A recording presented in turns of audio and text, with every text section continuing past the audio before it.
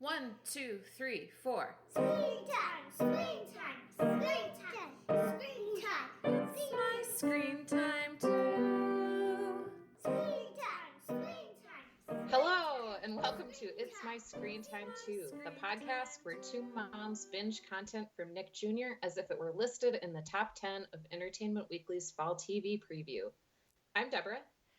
And I'm Katie. And I have a 7-year-old named Tony and two 4-year-olds named Libby and Nate. And I just have one kid, Jay. He's 2. They're adorable, aren't they, Katie? Oh, they are adorable. Have your kids done anything particularly adorable since we last talked? Well, we were in a parking lot, and I don't often lock my car because there's nothing of value in there, but I locked it because we had 2 giant bags of library books. Mm-hmm. And I said, I'm going to lock it because we have these library books. And Tony said, well, if a thief got in there and stole the books, he'd be really disappointed because he'd have to just take them back to the library. And it was just like a delightfully innocent moment because a thief doesn't care about library books. Well, last week we went on vacation to visit my parents in the Midwest. And my parents have a pool in their backyard, so we did a lot of swimming. Sorry, the cat is currently... Oh! She decided that she had a problem with the second hand on the clock on the wall, so she's just possibly going to knock a clock on my head. Okay. So we were in Wisconsin. We were doing a lot of swimming. And you know, when kids are this young, it's mostly just getting them comfortable in the water, right? Mm-hmm. So I was holding Jay. We were having fun. He had a little like tea kettle that he was pouring the water out of and scooping water into.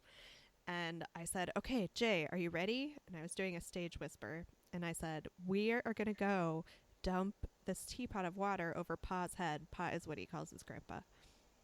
Okay, are you ready? And he's like, yeah, I'm ready. So he has the full teapot. We're like slowly sidling over to my dad in the pool. And I go, okay, Jay, ready?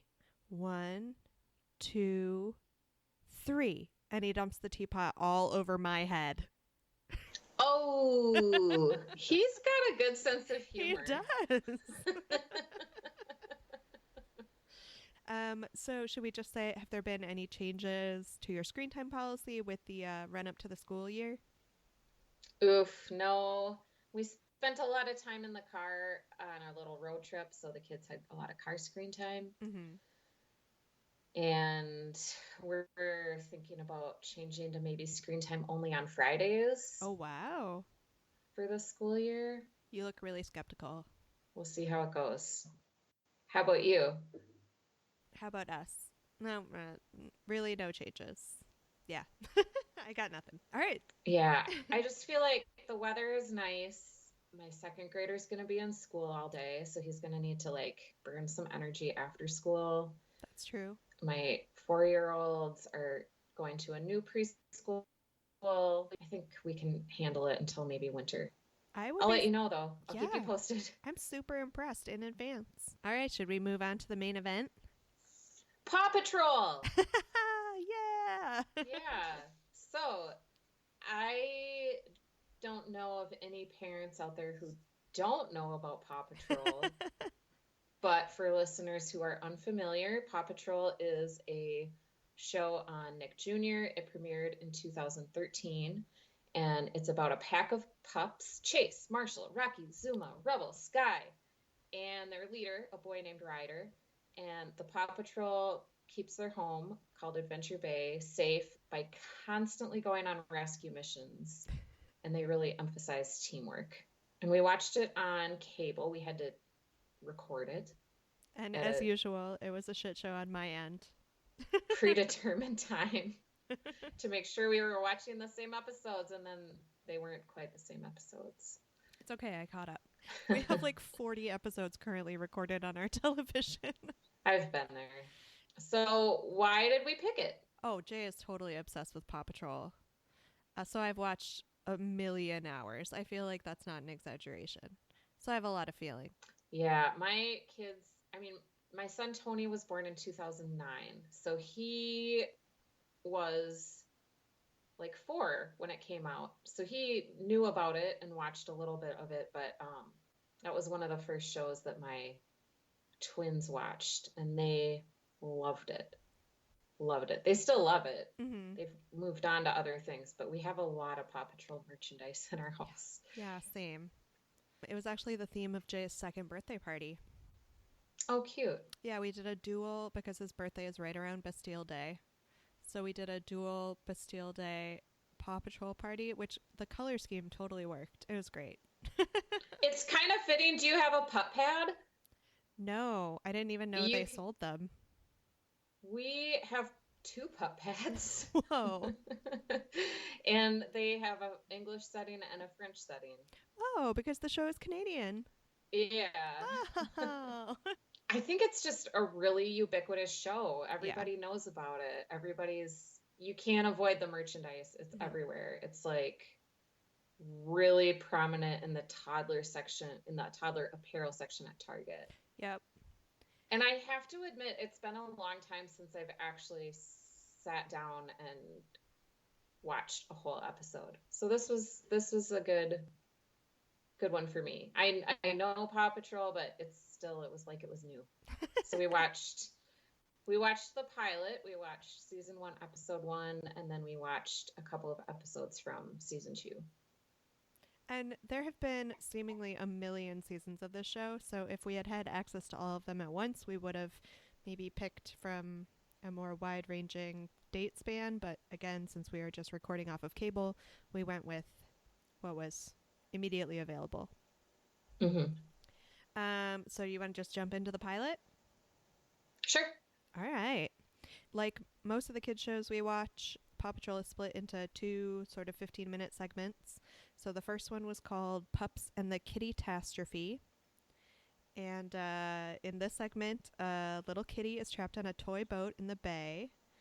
So the pups save the kitty, but the kitty keeps trying to escape from them, at one point stealing Ryder's hovercraft, at one point escaping on a skateboard, and eventually getting trapped in a bell tower. Marshall, the fire pup, because all 6 pups have different, like, emergency services categories. No, that's not right. So Marshall, the firefighter pup, gets the kitty down from the bell tower and returns it to its owner. That's about it. It's pretty simple.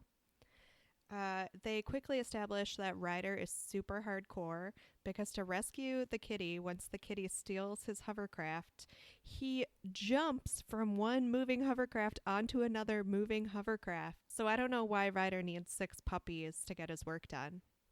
He is an extraordinary child. Because he's a boy. He's a boy. Yeah. Like, what age would you say? Probably like 11? Yeah, that seems right. All right. But he... And it's not a Doc McStuffins. Like, it's not in his imagination. Yeah, this is reality. He lives alone with 6 dogs in a Space Needle-like tower. And just provides all the protection for an entire town. So, way to go, 11-year-old Ryder. What did you think of this first episode? I liked it. It kind of introduces each pup and a little bit of their personality. You want to just run down who does what? Like, oh, yeah, I don't even know if I have that straight. This is a real mommy test. Give it a try. Okay. I need a cheat sheet. Okay, so Chase is the main one, and he's like German Shepherd. Yeah, he's the police dog. The police dog. Marshall's firefighter. He's a Dalmatian, obviously. Rocky, he wears green, right? Yeah, you picked the hardest one. Rocky is like the most indeterminate. He's like the recycling dog. Yeah. Yeah. He also fixes things. Zuma drives the hovercraft. And is like the water dog. What kind of breed is Zuma? Brown. And then Rubble, he's my favorite. He's like a bulldog, and he's the construction pup. Oh, he's like tries to be a tough guy, but he's a little emotional. I know. He's such a softie. And then, of course, one token female, Sky, and she flies.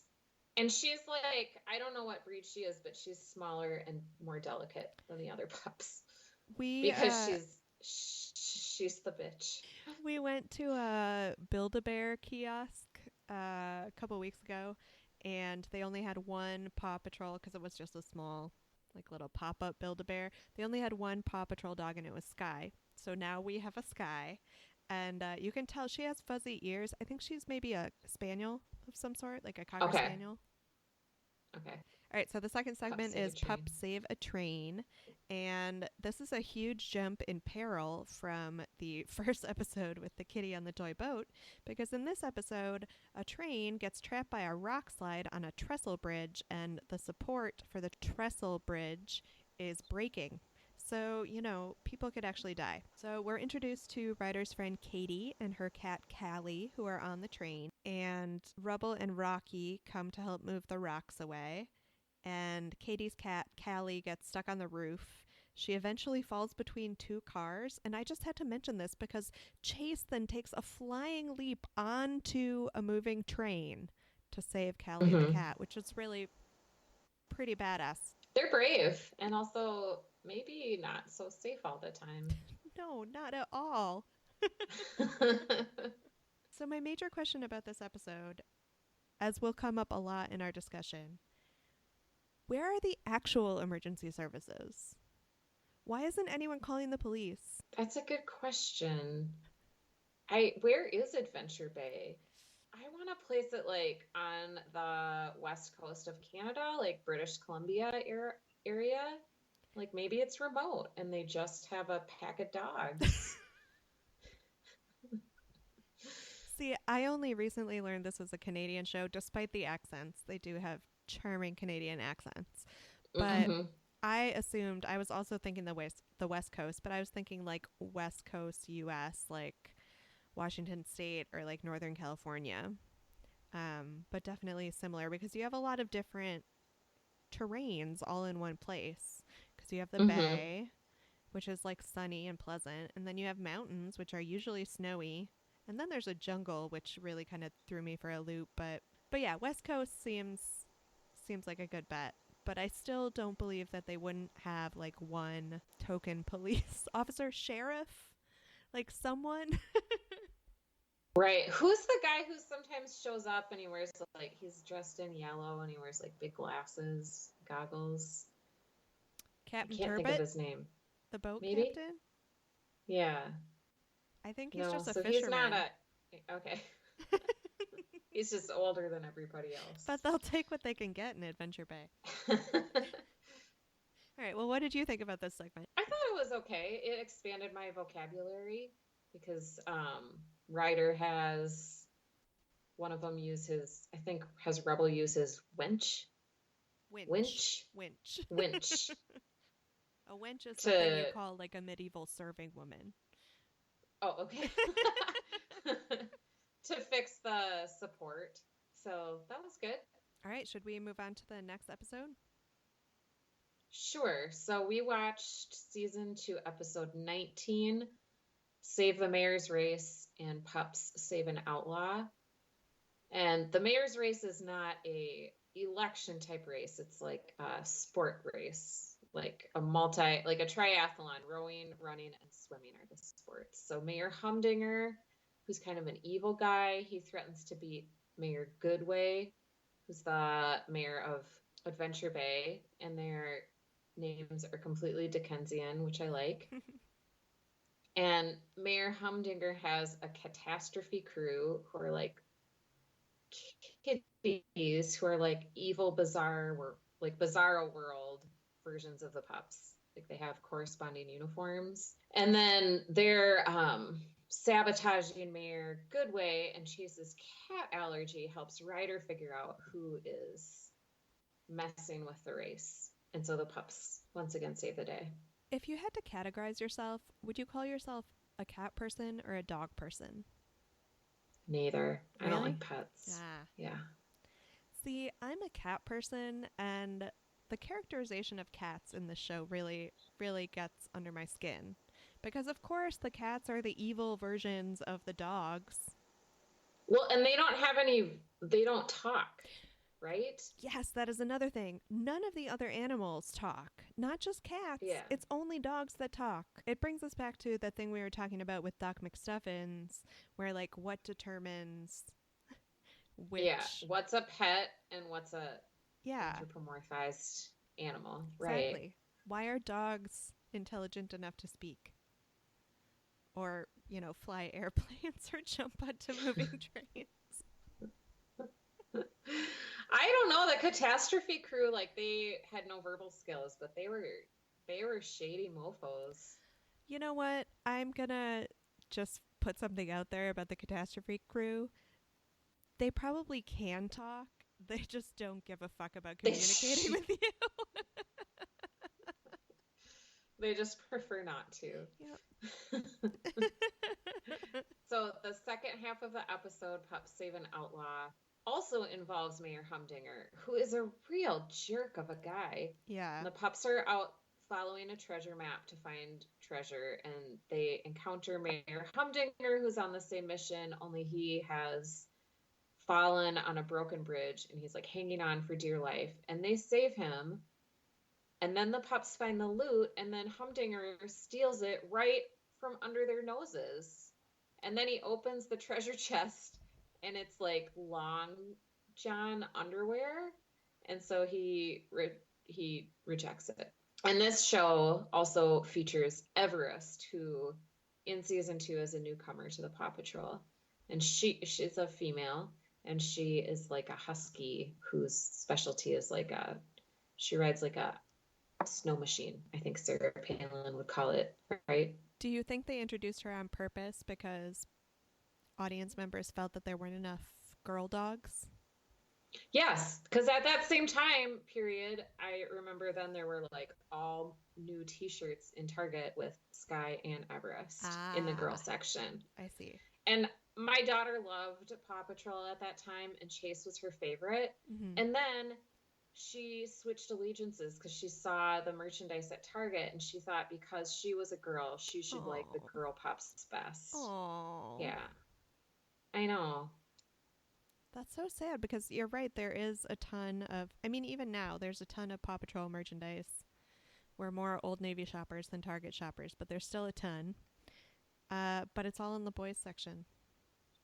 Mm-hmm. It's not really a boy. I mean, it doesn't have to be. I mean, none of these shows have to be for girls or for boys.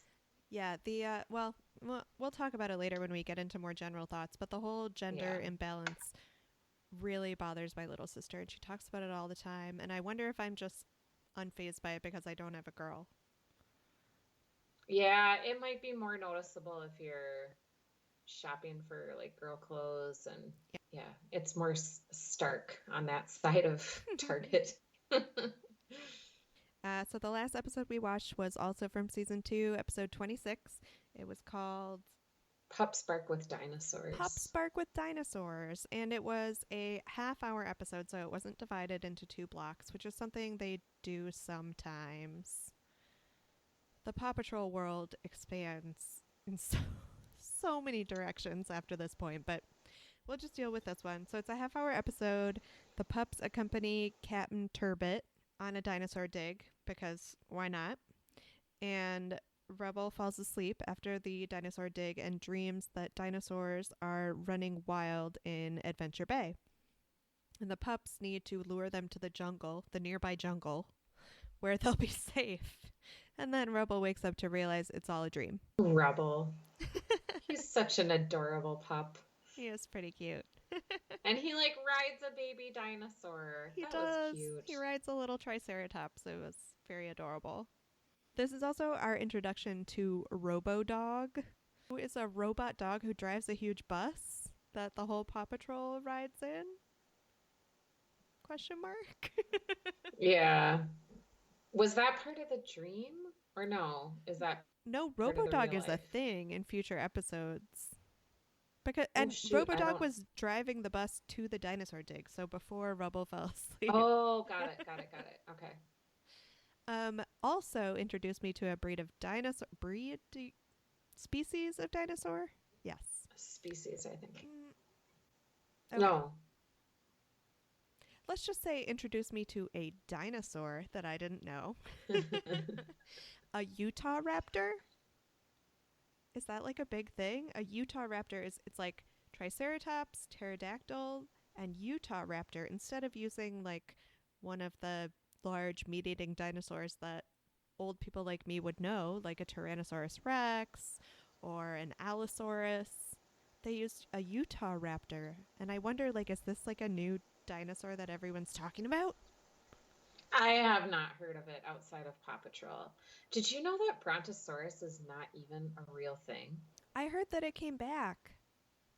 What? I actually read a whole book about it, and I'm ashamed that I don't remember very much. But it was called My Beloved Brontosaurus, and I'm sorry I don't have the author's name in front of me because it was a good book. And it was all about, because he must have been around our age, how he grew up Yeah. loving dinosaurs and how sort of crushing it was, and as an adult to have like this, because the Brontosaurus was like the A team of dinosaurs when we were growing up. Like Right. it was Right. one of the four that you knew for sure. Right. And to all of a sudden be told that no, it doesn't exist was really disappointing. But I think the book came back around and said that they reevaluated and no, the Brontosaurus is still a distinct species from, I guess, the Apatosaurus is what they were saying. Right. Oh, interesting. But I could be wrong. That's just my memory of this book. Maybe I only told myself that coda bit to make myself feel better.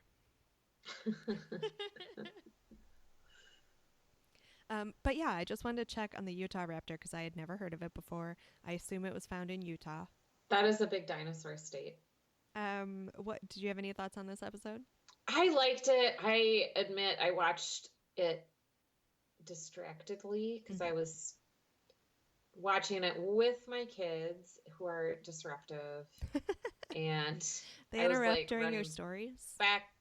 running back and forth between the TV and the kitchen to try to get some dinner prep done. So I was trying to do it during the commercial breaks, but I missed some of the show.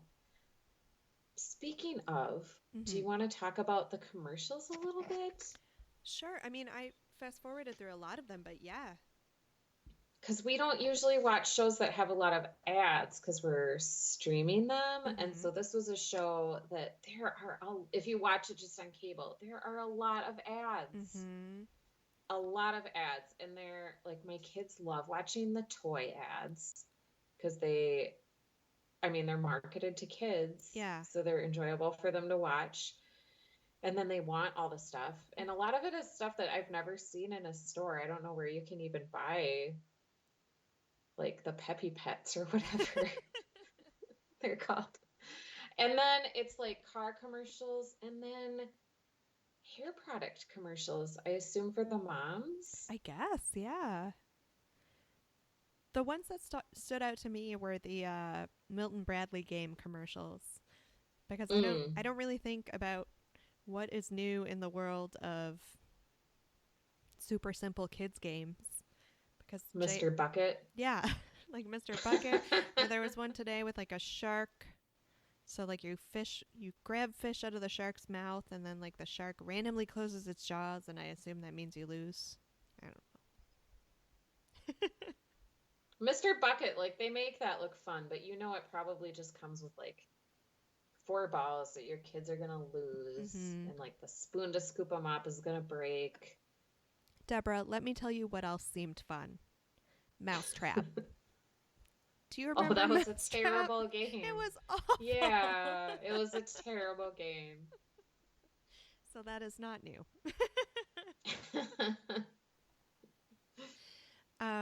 But yeah, it is weird to watch the commercials. Although Jay definitely, when I'm watching things with him, says, "Mom, fast forward.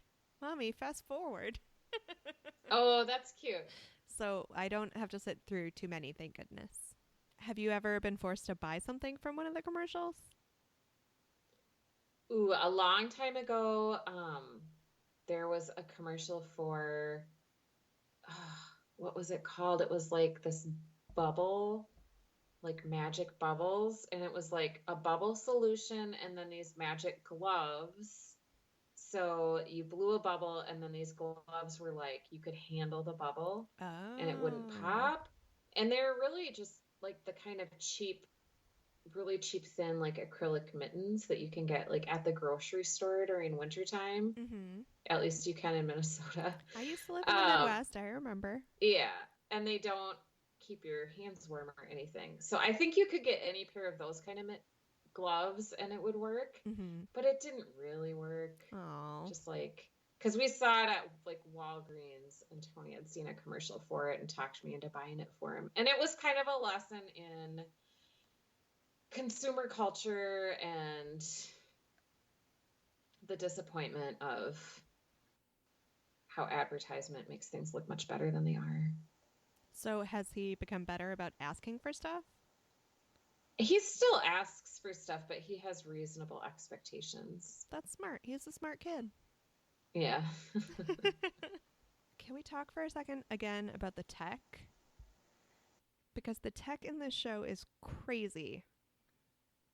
Like we said, Ryder lives in this like Space Needle like tower and has like a whole command center with like screens where he can see anything in Adventure Bay.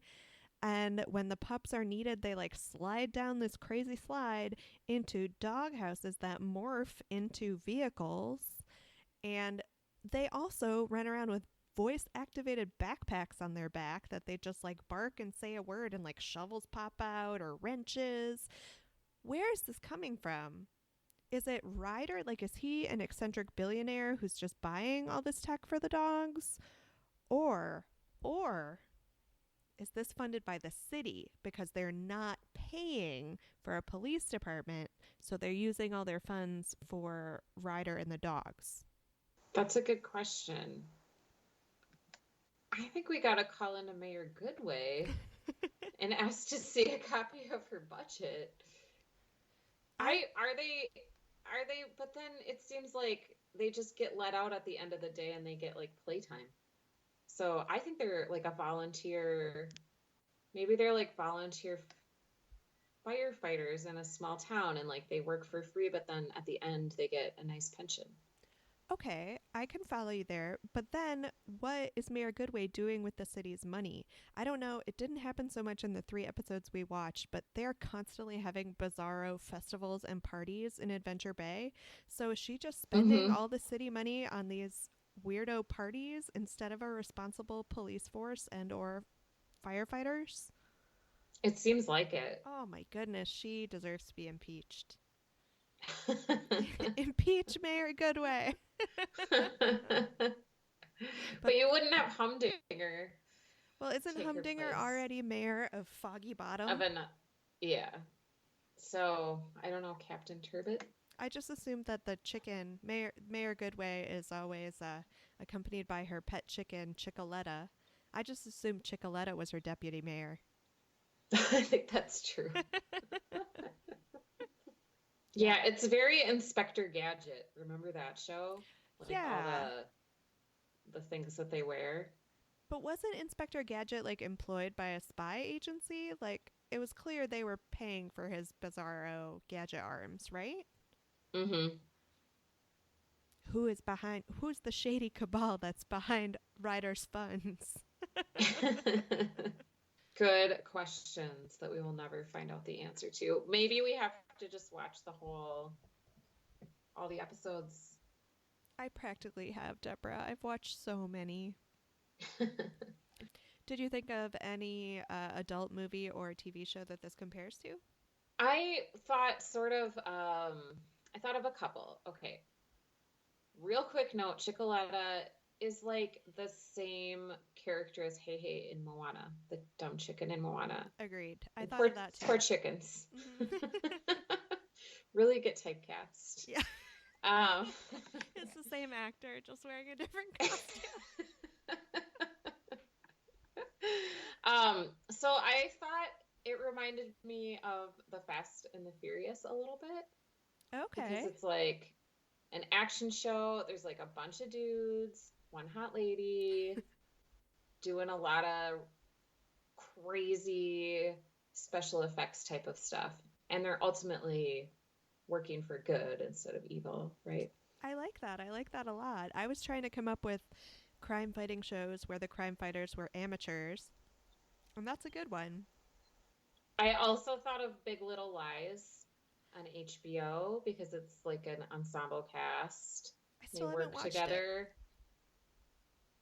I won't spoil anything, but Reese Witherspoon's character is totally Chase. Totally Chase. Wait. Does she leap onto a moving train?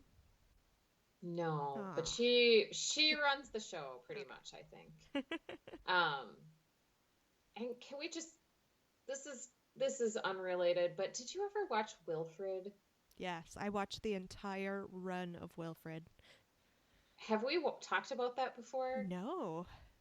The only thing it has in common with Paw Patrol is that there's a dog in it, Yeah. and it's rather far-fetched. But that that was a great moment in television, I think. Yeah. The first season was excellent, I thought. It It kind was of went off the hilarious. rails, but I still regularly laughed at it till the end. So I That can was hilarious. I can tell that your mind was going in the same direction that mine was when I went to try and cast the gritty HBO reboot. So I was only thinking of people that have appeared elsewhere in dog costumes.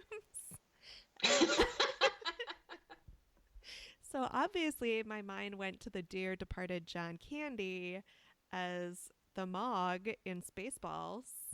Oh, good one. Yeah, Good one. so That's a really good one. obviously in the gritty HBO reboot he would be Rubble 100%. Oh, I love it. I love it. I would like to watch a gritty reboot, HBO reboot of Paw Patrol where it's like a bunch of like gutter punks. So I don't have any casting in mind because these characters would be all younger than Mhm. actors I really know, I think. But you know, the people who like ride the rails and like Yeah. beg at the side of the highway and like they're kind of crusty and they're more like homeless by choice than homeless by like tragic mental illness or something. So modern I would day watch or historical? modern day. Okay. So I would watch an HBO show like that where it's like a motley crew of people and they each have their own specialty. Mhm. Yeah. And then they go on missions to save their hometown and they're like squatting in a tent city on the border. And the mayor's just It like, really, here's some dog treats at the end, and that's their only yeah. reward. Oh.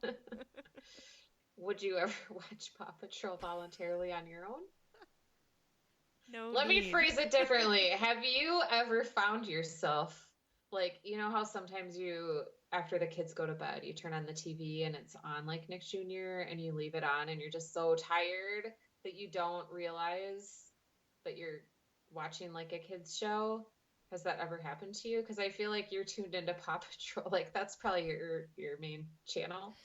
You're right, it is. I think somewhat fortuitously, Jay did not discover Paw Patrol until he was sleeping through the night, and I don't have a second kid yet. So, like, for the period of time that he's been watching Paw Patrol, I haven't been that tired. How about you? I would probably not watch Paw Patrol, but on my own. But I would get excited for new episodes after you've seen them a bunch. That's true. That's true. I do. That's exciting. I do that. I do do that. Should we do 10 seconds on whether this is good for our kids? Sure. I think it's good. It's harmless. The plots are like exaggerated and fantastical, but it's kind of I admire the creativity of whoever writes for Paw Patrol. Mm-hmm. And it's like an emphasis on like safety, hard work, working together. So I like it. I think it's good. I'd recommend it. Yeah. I mean, obviously, I'm okay with Jay watching it, but it is very much like Hmm. a straight up adventure story. It's not really trying to impart. I mean, we've watched shows that have been very explicitly trying to teach things, and this is not one of those shows. But I still think it's a lot of fun and one of the less painful children's shows to have to watch in great quantity. Mm-hmm. Shall we rate? Sure. You go first. All right, I'm going to give it a 3 because we've seen much worse. And I think the only reason I'm not rating it higher is because I'm personally quite sick of it and I can't separate myself from those feelings. Wow. I would give it a 4. I haven't I haven't I'm not exhausted by it though. I don't usually watch it. Oh, yeah, there's just so much weirdness. I'm glad I got a chance to get out all of my feelings about Mayor Goodway and how she's secretly evil. Thanks for listening to this episode of It's My Screen Time Too. Please rate and review us on iTunes or Apple Podcasts or wherever you get your podcasts. We really love hearing from you guys. It makes our day. And you can also tweet us with show or movie suggestions or general comments at MyScreenTime2. Or if you'd prefer, you can email us at myscreentime2@gmail.com. You can also check out our Facebook page and have a conversation with us there at facebook.com/myscreentime2. You know what? I feel like other podcasts always give credit for their theme songs that we never have before, but our theme song was written and produced by my esteemed co-host, Deborah, and her darling children. Thank you. No. You should get credit where credit's due. So tune in next time for more real talk about the movies and TV beloved by kids and tolerated by parents. Bye. Bye. Screen time. It's my screen time.